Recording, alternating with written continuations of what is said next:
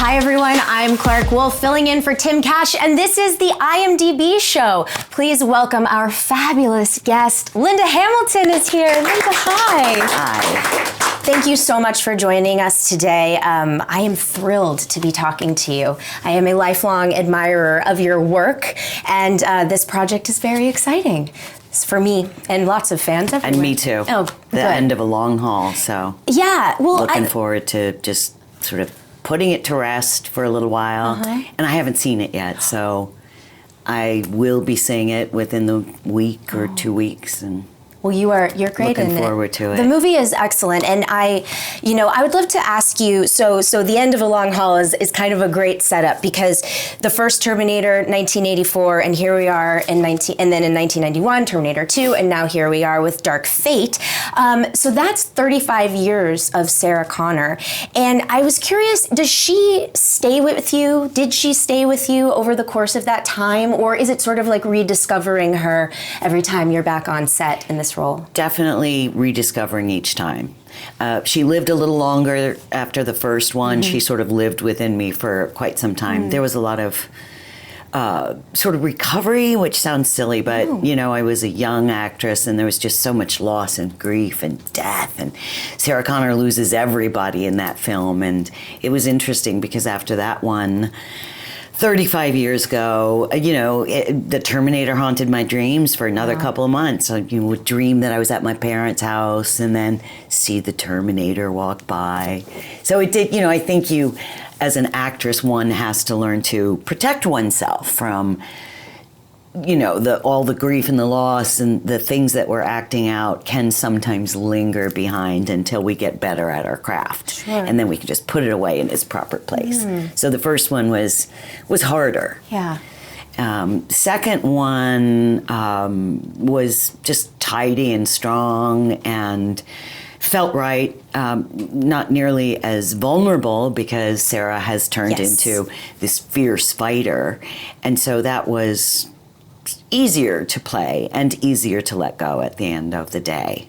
I had a 1-year-old son when I did the second Terminator, so not much of Sarah Connor could linger when I was going home to a little 1-year-old baby and sitting on the floor, Yes. Well, so that's actually the next thing I wanted to talk about was there are so few franchises that have complicated characters like Sarah, and we do throughout this franchise and her character have these huge time jumps, right? So when we meet Sarah in the first movie, she's so different than when we pick up with her in the second movie. Yes. And for me as a fan, something I've always wondered about is, I would have liked to have seen that evolution and that change.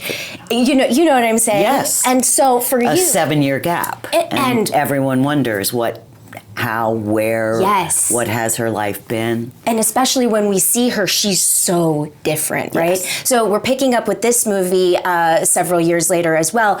Do you fill in that backstory as an actor with what's not on the page yourself? Absolutely. Okay. Big time. Yeah. Because that history that I invent will show in my character. The audience might not know what it is, but I do. And that will show on film. Yeah. We have to be very specific and sort of take that journey mentally, emotionally, so that it will be authentic when we pick up all these years later.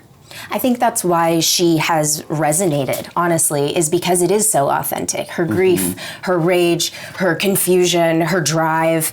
These movies have all, specifically the ones that you are in, have always to me been very ahead of their time, both socially and technologically. I was revisiting Terminator 2 about a year ago, and I was struck by gaslighting, how we talk about it now, but like you watch Sarah in Terminator 2 and everyone's telling her, you're crazy, and this is a thing that we're talking about now. I mean, do you feel like these movies have been ahead of their time in social ways and technological ways? Absolutely. Yeah. If we look at our world today and the invention of AI and we're so close to time travel and the physics of understanding what that is, that time and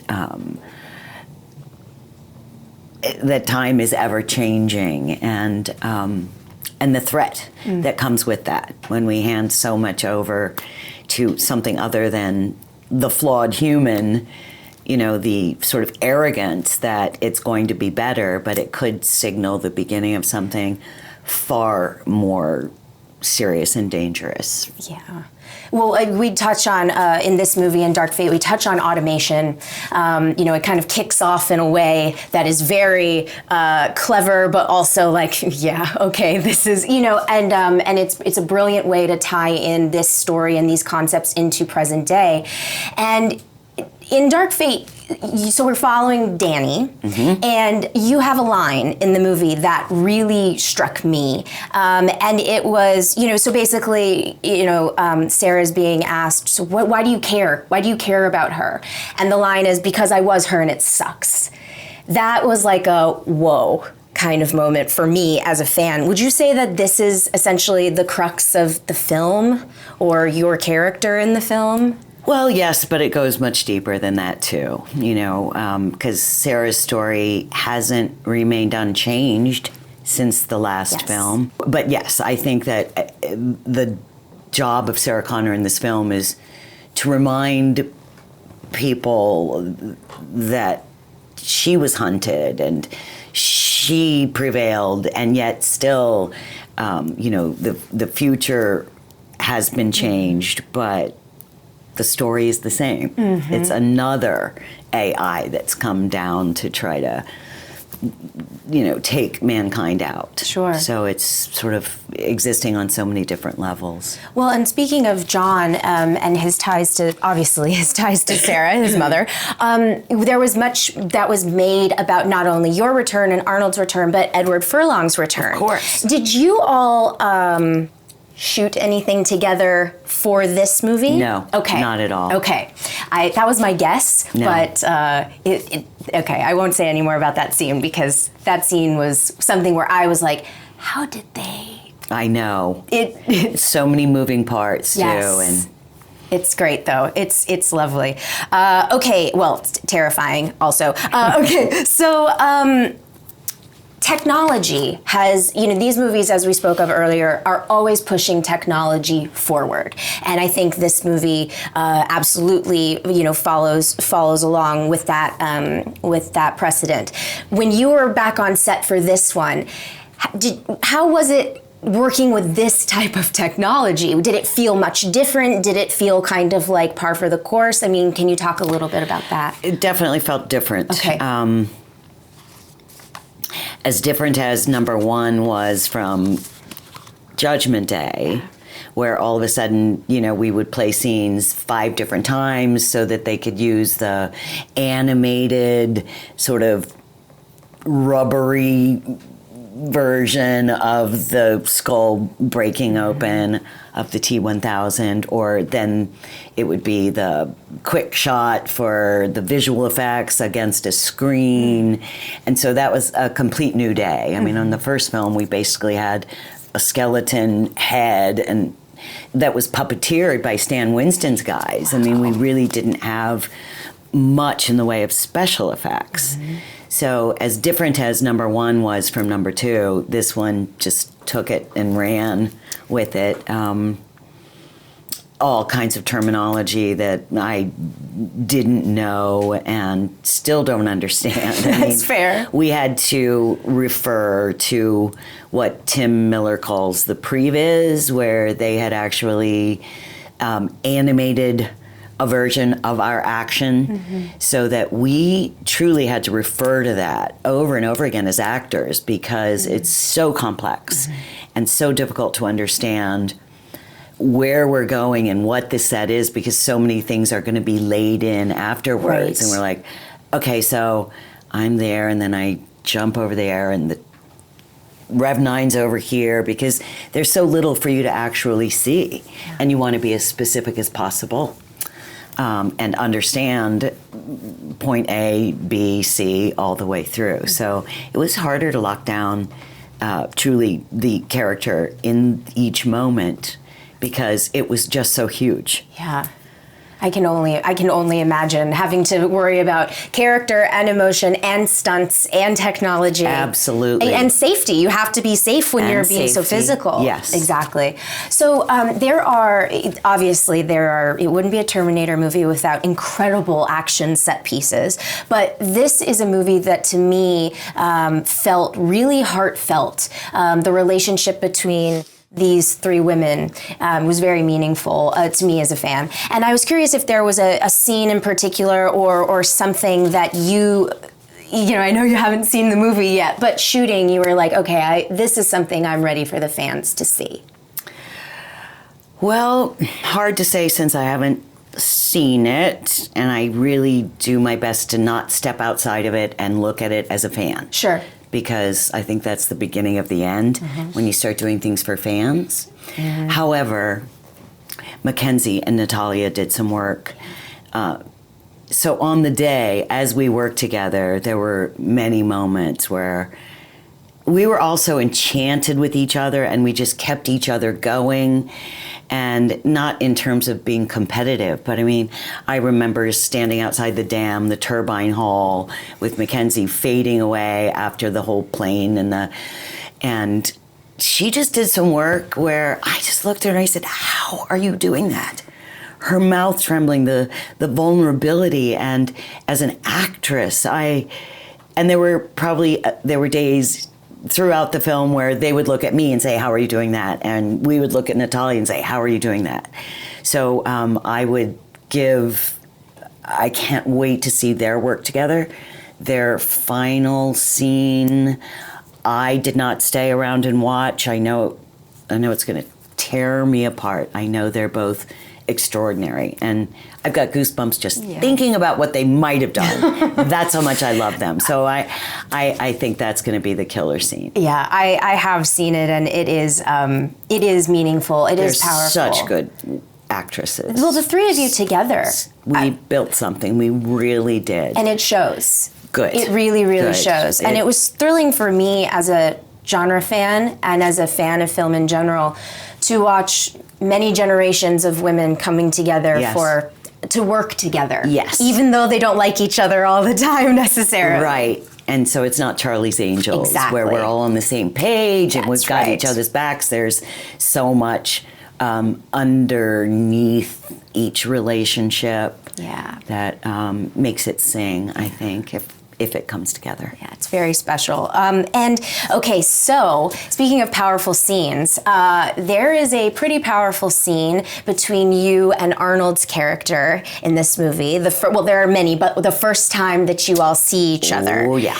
Yeah, and so, I mean, can you talk about, obviously we don't want to give anything away, but can you talk about what it was like, maybe what it was like to be on set with Arnold again after all of these years, and the relationship of these characters has changed and evolved so much. This is true. Yes. And it was great because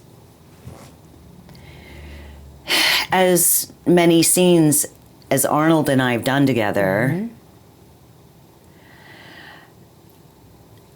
there's very little in the first two films where we're really sort of sharing the stage and the stakes in such a way. So we got to do some true acting together, as opposed to just a lot of the earlier scenes that we had done in movies not that we weren't acting, but just we got to go into a deeper place. Yes. And that was really cool to share with him. And he's certainly grown. I loved some of the things that he did. That scene that you're referring to on the porch was probably the deepest work I've ever had to do. Wow. Well, we shot it for days, and we shot a different version first, and I just went to the deepest place I've ever had to go, to the point that I lost my voice by the end of it. I mean, so much screaming and yelling, and just gave it everything that I had. And then we decided it wasn't working. We were all sort of the proximity was too close, and there are too many weapons, and it just didn't make sense. And so 3/4 of the way through that day, they're like, we're going to rethink this, rework it, and reshoot it tomorrow. And like all that great work that I had done was just like, bye-bye, Wow. doesn't matter. But the next day when we tried to rework it, I had no voice. So we had to come back another day and do my part because I had just shot my voice to shreds because that's what you do. Uh-huh. I hope I hope the alternate take is on the Blu-ray. I have no idea. I hope it is. Never have seen them, so Well, I don't watch any of it until it's all put together. Do you watch your work ever? Quite often I don't. Okay. I am being forced to watch this because of Tim Miller and my ladies, and like I cannot like not see what they did. Yeah. So it's not about me, but we would have these fights on set. Tim Miller would be like, "You are seeing this movie," he would shout. I'd be like, "You're not the boss of me." Well, yeah, you are right now, but but just to give him his due because that man is still working, I'm pretty sure, until right up to opening day. Yeah. And I love him. And I've got to see what he did. Yeah, I think you're going to like it. That's what they say, but I'm a tough judge. I believe that, actually. I believe that about you. However... I'm tough on myself. Yeah, but I think you're going to like it. Okay. Just my guess. Before I let you go, Terminator, this franchise has obviously endured, and we've talked about many reasons why, but I'm curious, what do you think the reason that this franchise still continues to speak to audiences? It's still going so strong. I know why I feel that way. I'd love to hear your opinion first. Really? But I'll wait.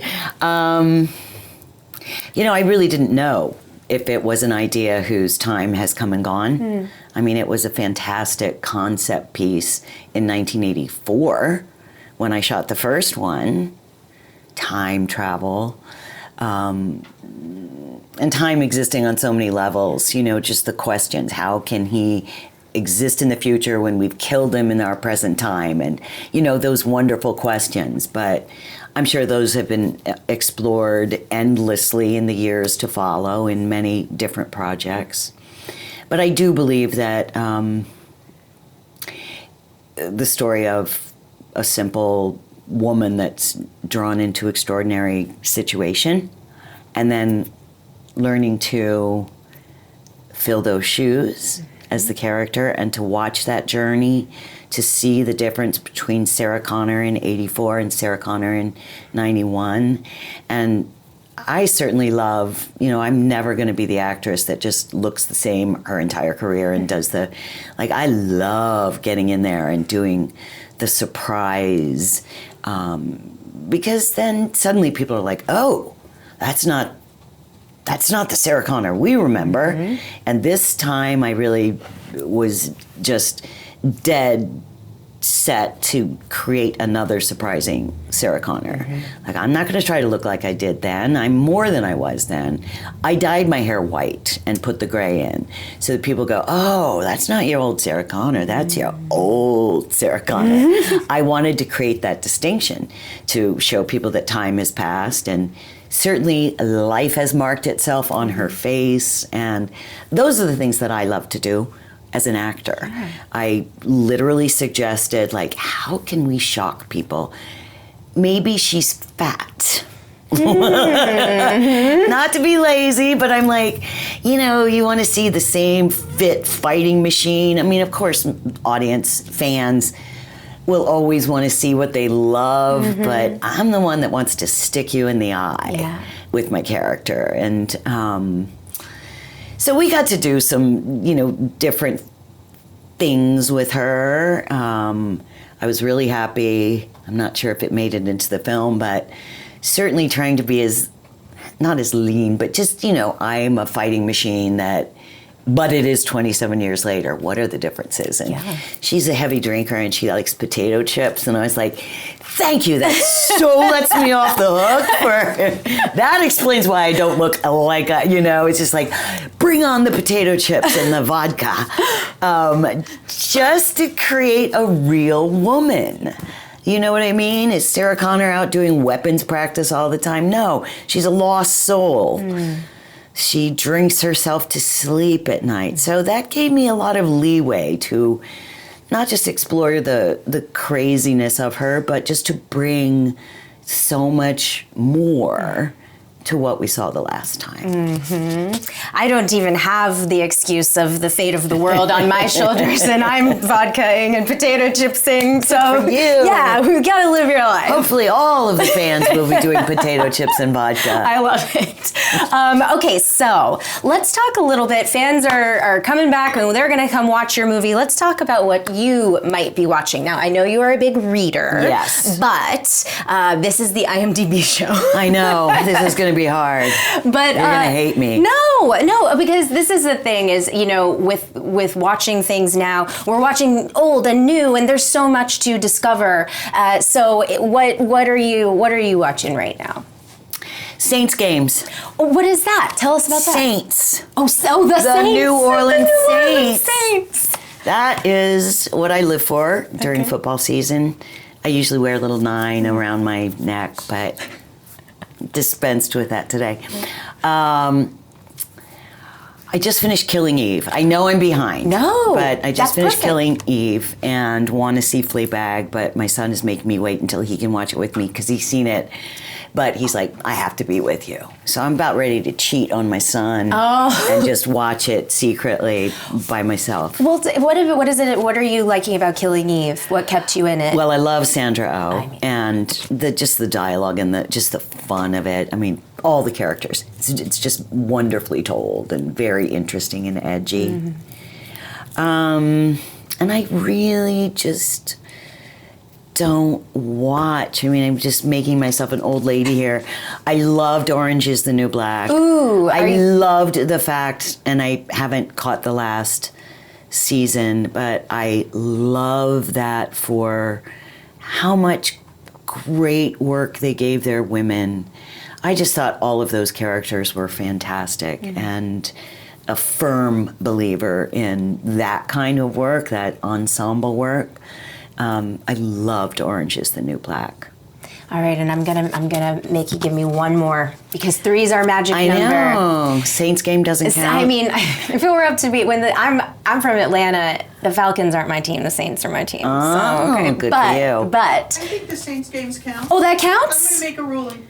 Thank you, Saints It's game. called calling an audible. I don't watch it. Very good. If Jen says But it you're counts, very bright. Thank you. Yeah. Okay, so but let's make it like so that because it was kind of muddled. Yes, Okay. it was. Go right in. Okay. Okay. So, what are you watching? Saints games. Yes. It's football season, so that's my absolute top of the list. Just finished Killing Eve. Loved Orange is the New Black, and I'm really behind. I know there's a lot more out there, and as soon as this movie is out, I'm going there. I'm going to be on that couch catching up. I love it. I love it. That's great. Well, be sure to catch Linda in Terminator Dark Fate in theaters now. And don't forget to head over to imdb.com/show for more conversations with legends like Linda. Oh. It's true. And now to keep you up to speed on the latest previews, here's this week's trailer. That was lovely. I'm going to ask you to do the goodbyes and thank yous one more time because we need to thank, and that's the part we left out. Okay. We do need to thank.